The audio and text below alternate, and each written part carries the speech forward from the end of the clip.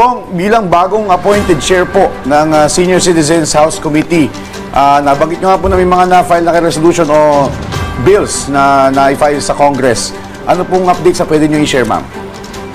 Ang kauna-unahan kong nung unang meeting namin ng Committee on Senior Citizen, which I am the chairperson, ay yung Universal Social Pension. Kasi alam ko naman ito talagang pinaka-aantay ng mga nakatatanda, which naaprubahan na ito sa Congress nung May 2024.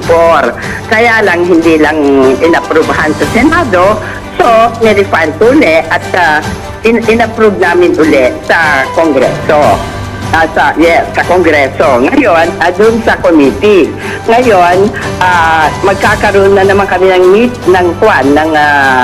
ng committee hearing itong December 3, which naisip-isip ko na gawin naming 1,000 kaysa yung 500 na na-approve noong May 2024.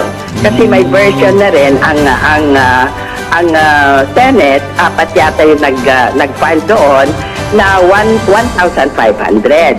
Kung ako lang, maski 2,000 kasi alam naman ho ninyo, mahal-mahal na ng mga presyo ngayon, di ba?